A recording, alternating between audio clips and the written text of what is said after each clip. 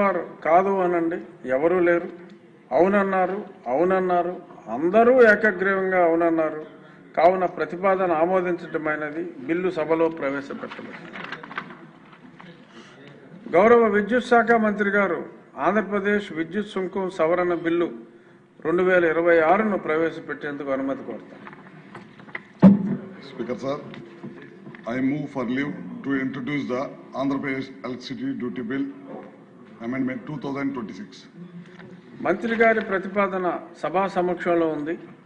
ఇప్పుడు విషయం ఆంధ్రప్రదేశ్ విద్యుత్ సుంకం సవరణ బిల్లు 2026ను ప్రవేశపెట్టడం. ఈ ప్రతిపాదనకు సుముఖంగా ఉన్నవారు అవును అనండి,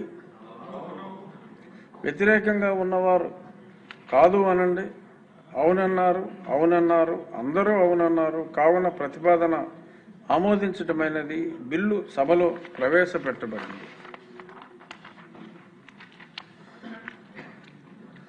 గౌరవనీయ సభ్యులు యలమంచిలి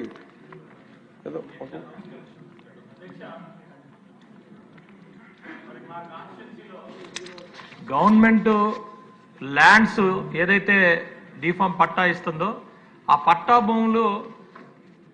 పట్టా భూమికి ఉన్న చట్టం ప్రకారంగా లేవని చెప్పి రెజ్యూమ్ చేసిన ల్యాండ్ అదేదో నేను కబ్జా చేశానని చెప్పి సాక్షి పేపరు చాలా దారుణంగా వేసి నా గురించి తప్పుడు వార్తలు చేసి నా గౌరవాన్ని నా హక్కుల్ని కాలరాసింది. దీనికి నేను ఆ సభా హక్కుల దీనికి నేను కంప్లైంట్ చేస్తున్నాను అధ్యక్ష. దయచేసి దీని ప్రివిలేజ్ కమిటీకి ఇస్తారా అధ్యక్ష? దయచేసి దాన్ని మూవ్ చేసి నాకు న్యాయం చేయండి. అలాగే ప్రతి ఒక్క సభ్యుడికి కూడా దీని ద్వారా రేపటి రోజున ఎలాంటి జరగకుండా ఉంటుంది అధ్యక్ష. థ్యాంక్ యూ అధ్యక్ష. ఇప్పుడు గవర్నర్ గారి ప్రసంగానికి ధన్యవాదాలు తెలిపే తీర్మానంపై నిన్న జరిగిన చర్చకి కొనసాగింపు. ముందుగా విష్ణుకుమార్ రాజు గారు. ఆయన సమయం కావాలా? సోమిరెడ్డి గారు మాట్లాడుతూ ఉన్నారు. అది నేను డిసైడ్ చేయాలి. మీకు సమయం కావాలంటే చెప్పండి. సోమిరెడ్డి చంద్రమోహన్ రెడ్డి గారు. నమస్కారం అధ్యక్ష, ధన్యవాదాలు అధ్యక్ష. నిన్న గవర్నర్ గారు ఆయన స్పీచ్ ఈ రాష్ట్ర పరిపాలన, కూటమి ప్రభుత్వ పరిపాలన, చంద్రబాబు నాయుడు గారు ముఖ్యమంత్రిగా అద్దం పట్టింది అధ్యక్ష. అయితే ఓ పక్కన గవర్నర్ గారి ప్రసంగం కొనసాగుతుంది, ఇంకో పక్కన ఒక పార్టీ సభ్యులు మీడియాతో మాట్లాడుతున్నారు. అంటే గవర్నర్ గారి ప్రసంగం ఈడ జరిగేటప్పుడు ఈడ గొడవ చేసి కేకలు పెట్టి కాగితాలు చించి పైనేసి అసభ్యంగా ప్రవర్తించడం కాకుండా వాళ్ళ నాయకుడు సమక్షంలో బయటికెళ్ళి మీడియాని అడ్రస్ చేశారు అధ్యక్ష. అధికారంలో ఉన్నప్పుడు గవర్నర్ పేరుతో అప్పులు చేశారు అధ్యక్ష. మనం అంతకుముందు గజెట్ పబ్లికేషన్స్ ఇటువంటి గవర్నర్ పేరుతో చూసాం. సావరిన్ పవర్ అనే దానికి అప్పు తెచ్చి గవర్నర్ మీద తెచ్చారు, ఫస్ట్ టైం చూసాం. అటువంటిది అదే గవర్నర్ని గౌరవించడం కూడా తెలియని పరిస్థితి మనం చూసాం. అంటే జగన్మోహన్ రెడ్డి పరిపాలనలో అధికారంలో ఉన్నప్పుడు ఎట్లా పరిపాలన చేయకూడదో ఒక ఉదాహరణ, ప్రతిపక్షంలో ఉన్నప్పుడు అధికారం కోల్పోయిన తర్వాత ఏ విధంగా వ్యవహరించకూడదో అది కూడా ఒక ఎగ్జాంపుల్ అధ్యక్ష. వ్యవస్థలని సర్వనాశనం చేసిన విషయం అందరికీ తెలుసు. ఇప్పుడు కూటమి వచ్చిన తర్వాత పెట్టుబడులు వస్తున్నారు. ఆ పెట్టుబడులు రావటం ఇష్టంలే, రాజధానికి పెట్టుబడులు పెట్టి కాంట్రాక్టర్ని బెదిరిస్తున్నారు. కంపెనీలకు భూములు ఇస్తే కోర్టుకి వేస్తున్నారు. వర్షా అంటే కంపెనీలు రాకూడదు, ల్యాండ్ ఏదైనా కంపెనీలకి గవర్నమెంట్ ఇన్సెంటివ్ ఇచ్చి చేయకూడదు. ఎగ్జాంపుల్ 2007 చెప్తా. 2007లో ఒక 100 కంపెనీలకి ఏ విధంగా ఇన్సెంటివ్స్ ఇచ్చారనే దానికి విప్రో హైదరాబాద్లో 101 ఎకరా అధ్యక్ష. ఆనాటి ధర 428 కోట్లు, 428 crores. 40 కోట్లకి ఇచ్చారు. అగాఖాన్ ఫౌండేషన్ 100 ఎకరాలు 450 కోట్ల విలువ ఉచితంగా ఇచ్చేశారు. బ్రాండిక్స్ కంపెనీ విశాఖపట్నం 1000 ఎకరాలు 3600 కోట్ల విలువ రూపాయికి ఇచ్చారు, ఎకరా రూపాయి లీజ్ కింద. ఇన్ఫోసిస్ గట్కేస్కర్లో హైదరాబాదులో 447 ఎకరాలు 1225 కోట్లు 54 కోట్లకి ఇచ్చేసేసారు. అటువంటివన్నీ మనం చూసాం. కానీ ఇంత ఘోరంగా రాష్ట్రానికి పెట్టుబడులు రాకూడదు, సంక్షేమ కార్యక్రమాలు జరగకూడదు, అభివృద్ధి జరగకూడదు అని చెప్పేసి కోరుకునే ఒక రాజకీయ పార్టీని మనం ఎవరిని చూడలేదు అధ్యక్ష. జగన్మోహన్ రెడ్డికి ఆయన విధ్వంసం అంటే ఆయనకి ఇష్టం, శవ రాజకీయాలంటే ఇష్టం. ఆయన పార్టీ ఒక ఎమ్మెల్సీ డిక్కులో శవం వేసుకుని వస్తే ఆయన భుజం తడతాడు. ఆయన ర్యాలీలో పోతే ఒకరో ఇద్దరో చనిపోతే పాపం కనీసం పరామర్శకు పోడు. పార్టీ నాయకుల్ని, వేరే పార్టీ నాయకుల్ని బూతులు తిడితే, తల్లిదండ్రులను అగౌరవపరిస్తే వాళ్ళ ఇంటికి పోయి పరామర్శిస్తాడు. పోయేటప్పుడు ఒకరో ఇద్దరో ర్యాలీలో చచ్చిపోవాలా. దీన్ని ఏమంటానంటే నేను మర్చెంట్ ఆఫ్ డెత్. శవ రాజకీయాలు చేసే రాజకీయ పార్టీ ఈ రాష్ట్రంలో జగన్మోహన్ రెడ్డి పార్టీ. అందుకనే నేను మర్చెంట్ ఆఫ్ డెత్ అంటాను. తల్లిదండ్రుల్ని దూషించిన వాళ్ళని కనీసం మందలిచ్చకుండా వాళ్ళని భుజాలు తట్టే మనుషుల్ని మనం చూడలేదు. నేను అందుకనే మీ ద్వారా ప్రభుత్వానికి నేను ఒకటి చెప్తున్నాను అధ్యక్ష, ఒక రిక్వెస్ట్ అధ్యక్ష.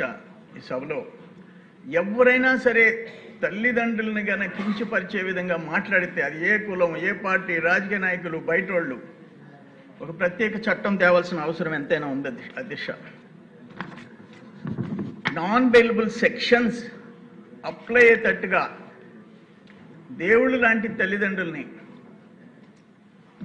ఇష్టం వచ్చినట్టు మాట్లాడే, బయట మాట్లాడే వాళ్ళు ఎక్కడన్నా చూసాము, రోడ్డు మీద అడ్డాలు తిరిగే వాళ్ళని. కానీ ఎమ్మెల్యేలుగా చేసి మంత్రులుగా చేసిన వాళ్ళు దుర్మార్గంగా మాట్లాడుతుంటే, ఒక ఆయన నెల్లూరు, ఒక ఆయన నిన్న ఇక్కడ చూసాం జైల్లో ఉన్నాడు. అందుకని ఒక చట్టం తేవాలా, నాన్ బెయిలబుల్ సెక్షన్స్ రావాలా. అనేక చట్టాలు మనం కొత్తగా తెస్తున్నాం, తేవాల్సిన అవసరం ఉందని చెప్పేసి నేను కోరుకుంటున్నాను అధ్యక్ష. ఈ గవర్నమెంట్ వచ్చిన తర్వాత క్లియర్గా జిఎస్డిపి పెరిగిందనేది వాస్తవం. 15,91,000 కోట్ల నుంచి 17,62,000 కోట్లకు పోయింది. 10.75% గ్రోత్ రేట్ వచ్చింది. పర్ క్యాపిటల్ ఇన్కమ్ 2,66,000 నుంచి 2,90,000 వచ్చింది. Agriculture allied sector 7.83, industrial sector 9.53, services sector 12.94. ఇవన్నీ చూసాం అధ్యక్ష. నేనేమంటానంటే ఈ పరిశ్రమల్లో పెట్టుబడుల్లో లోకేష్ బాబు గారు ఎంత కష్టపడుతున్నారు, ఎన్ని కంపెనీలు. మన దావోస్ పోయినప్పుడు కూడా ఒక లోకేష్ బాబు గారు 45 కీలక సమావేశాల్లో పాల్గొన్నారు. వరల్డ్ టాప్ మోస్ట్ కంపెనీలు RMZ, Blackstone, Brookfield, Western, JERA ఇటువంటి కంపెనీలతో ఇంటరాక్ట్ అయినాడు. మన రాష్ట్రం ఊహించింది, మన దేశంలో first time Google data center $15 billion, 1,36,000 కోట్లు. నేషనల్ క్వాంటమ్ మిషన్ అమరావతి, ఇవన్నీ మనకు గర్వకారణం. నీకు పరిశ్రమలు తరిమేసిన పెద్ద మనిషివి నువ్వు. అటువంటి దుర్మార్గాలు చేసిన వ్యక్తి. మనం వచ్చిన తర్వాత తల్లికి వందనం నువ్వు ఒక బిడ్డకి ఇచ్చావు, మేము అన్లిమిటెడ్ మనం ఇచ్చాం. దానివల్ల నేను ప్రాక్టికల్గా ఒకటి చూశాను అధ్యక్ష. నా దగ్గర ఒక 50,000 మంది గిరిజన పాపులేషన్ ఉంది. ఆ బిడ్డలు స్కూల్కి పోరు. ఇల్లిటరసీలో 90% గిరిజనులు ఉంటారు. ఈరోజు లాస్ట్ గవర్నమెంట్లో ఒక్కరికి ఇస్తే ఒక బిడ్డను పంపించి 3-4 ఇంట్లో కూర్చోబెట్టుకునేవాడు. ఈరోజు గిరిజనుల్లో మార్పు వచ్చింది.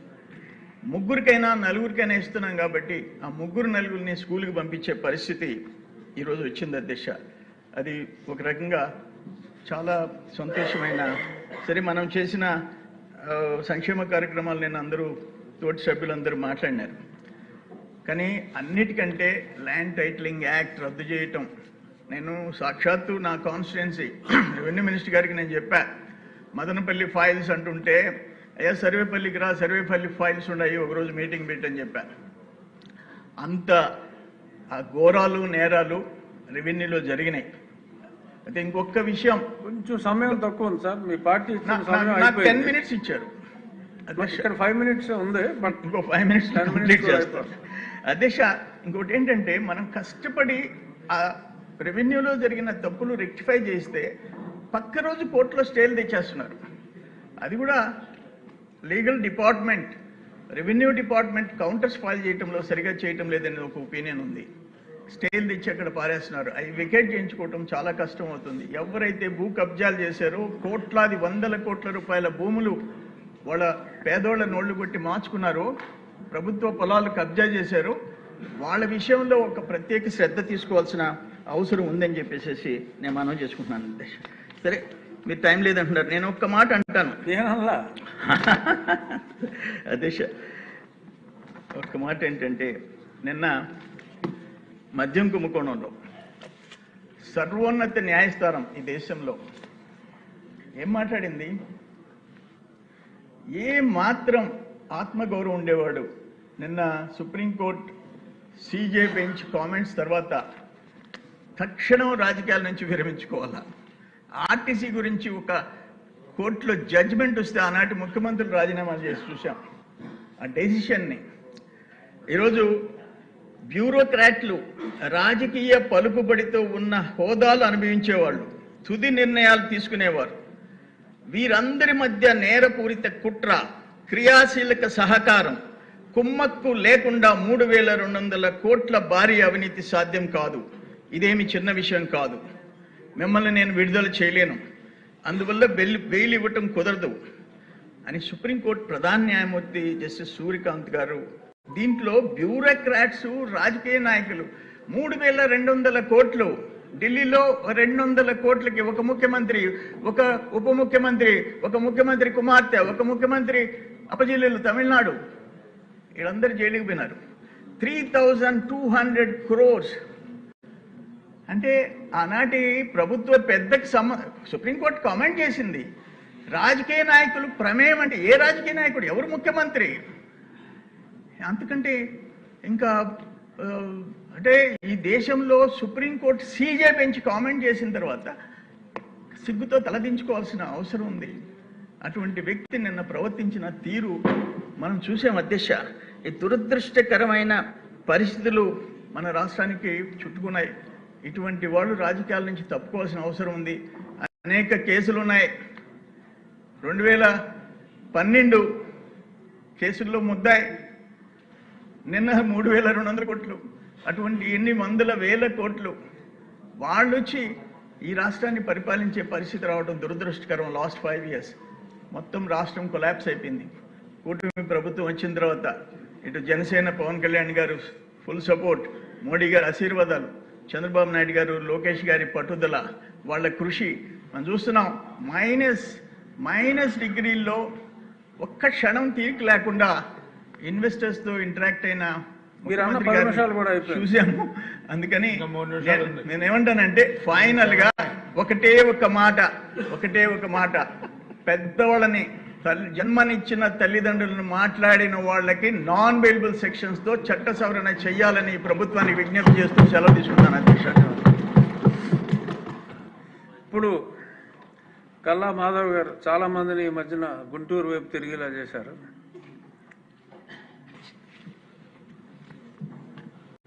గవర్నర్ గారి ప్రసంగానికి ధన్యవాదాలు చెప్పే అవకాశం కల్పించినందుకు కృతజ్ఞతలు అధ్యక్ష. గవర్నర్ చేసే ప్రసంగం కేవలం ఒక సాంప్రదాయం మాత్రమే కాదు, అది ప్రభుత్వ బాధ్యతకు ప్రతిరూపం, కోట్లాది మంది ప్రజల ఆకాంక్షకు ప్రతిబింబం. నిన్నటి గవర్నర్ గారి ప్రసంగం వింటున్నంతసేపు గత అనుభవాలు, నేటి విజయాలు, భవిష్యత్తు ప్రణాళికలు కళ్ళ ముందు నిలిచాయి. గతం మరియు గత పాలకుల విధానం నేటికి మర్చిపోలేని పరిస్థితి. ఇంకా గత ప్రభుత్వం అని గుర్తు చేసుకోవాలా అంటే అధ్యక్ష, ఒక యుద్ధం ఒక రాజ్యాన్ని, ఒక విధ్వంసం ఒక దేశాన్ని కొన్ని దశాబ్దాల కాలం పాటు ప్రభావితం చేస్తుంది. నేటి మన ఆంధ్ర రాష్ట్రం కూడా అలాంటి పరిస్థితుల్లోనే ఉంది. తీర్చుకుంటున్న అప్పులు కుప్పకూలిపోయిన వ్యవస్థల పునర్నిర్మాణం వాటికి నిదర్శనం. గత విధ్వంసాన్ని మోస్తూనే నేడు సాధించుకున్న విజయాలు ఎన్నో. ఈ 2 సంవత్సరాల్లోనే రెట్టింపు సంక్షేమంతో పాటు అభివృద్ధిని శరవేగంగా ప్రజలకు అందిస్తుంది కూటమి ప్రభుత్వం. శాఖల వారీగా సంస్కరణలు, అభివృద్ధి విధానాలను చూస్తుంటే నాటి కృష్ణదేవరాయల అష్టదిగ్గజాలు స్మరణకు వస్తున్నాయి. ఆర్థిక, విద్య, ఐటీ, వైద్య, వ్యవసాయ, విద్యుత్, నీటిపారుదల, పంచాయతీరాజ్, హోం శాఖలు నేటికి సాధించిన పురోగతి ఒక అద్భుతం అధ్యక్ష. గత భారాన్ని మోస్తూ నేటి బాధ్యతను సమర్థవంతంగా నిర్వర్తిస్తూ రేపటి మన ఆంధ్ర రాష్ట్ర భవిష్యత్తును రూపకల్పన చేస్తున్న కూటమి ప్రభుత్వం అధ్యక్ష అబ్బురుపరిచే విధంగా నేడు ఆంధ్ర రాష్ట్ర భవిష్యత్తును ప్రణాళిక, విధానాలు ఉన్నాయి అధ్యక్ష.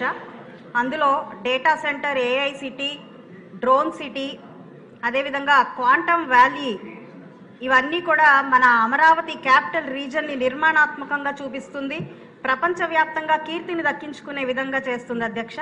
మన భవిష్యత్తును రూపకల్పన చేస్తున్న దార్శనిక నాయకులు మన ముఖ్యమంత్రి వర్యులు చంద్రబాబు నాయుడు గారు, ఆయన ఆలోచనలకు రెట్టింపు శక్తిని అందిస్తున్న ఉప ముఖ్యమంత్రి వర్యులు పవన్ కళ్యాణ్ గారు, ప్రతి ఆలోచనను ముందుకు తీసుకువెళ్లి కార్యరూపం దాల్చేలా చేస్తున్న గౌరవ ప్రధాని నరేంద్ర మోడీ గారికి ఆంధ్ర రాష్ట్ర ప్రజల తరపున కృతజ్ఞతలు అధ్యక్ష. ఇవే కాక 2 సంవత్సరాల్లో అనేక కార్యకలాపాలు, ఉదాహరణకు రాష్ట్ర వ్యాప్తంగా మనం సాధించినవి విశాఖ ఉత్సవం, శక్తి విజయోత్సవం, యోగాంధ్ర 2025, సారస్ మేళా మొదలగు కార్యక్రమాలు ఎన్నో మన రాష్ట్రాన్ని, వాటి ప్రతిభని కనపరిచే విధంగా ఉన్నాయి అధ్యక్ష. ఇవి కాకుండా అధ్యక్ష, మనం చేపడుతున్న ఈ రాష్ట్రంలో చేపడుతున్న అనేక కార్యక్రమాలు, ఈ ఈవెంట్స్ లేదంటే మన ప్రణాళికలు అన్నీ కూడా యువకులు రాజకీయాల పట్ల, పరిపాలన పట్ల ఒక గౌరవాన్ని, నమ్మకాన్ని కలిగించేవిగా నిలుస్తున్నాయి. ఇంతటి నిర్మాణాత్మక ప్రభుత్వంలో నాకు చోటు దక్కినందుకు ఎంతో గర్విస్తూ ఈ అవకాశాన్ని నాకు కల్పించిన మీకు, అదేవిధంగా సభాధ్యక్ష అందరికీ కూడా పేరు పేరున నమస్కారం. మీకు కూడా ప్రత్యేక ధన్యవాదాలు. 5 నిమిషాల సమయాన్ని 4 నిమిషాల్లోనే ముగించారు. ఇప్పుడు విష్ణుకుమార్ రాజు గారి సమయపాలన చూడాలి, మాట్లాడాలి.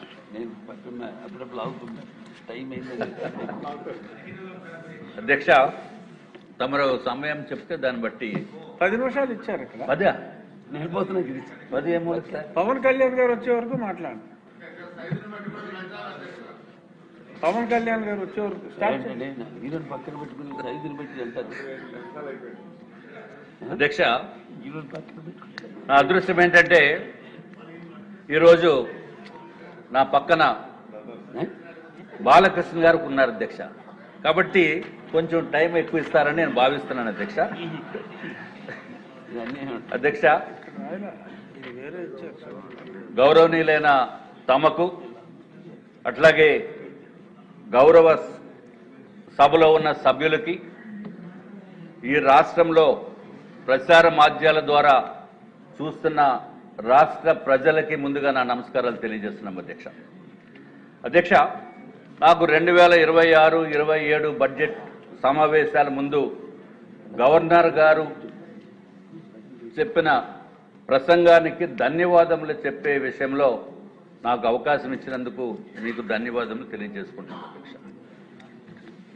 అధ్యక్ష, 2019 నుంచి 2024 సంవత్సరం వరకు జగన్మోహన్ రెడ్డి గారు పరిపాలనా విధానాన్ని కూడా మనం ఒక్కసారి గుర్తు తెచ్చుకోవాల్సిన అవసరం ఉంది అధ్యక్ష. ఎందుకంటే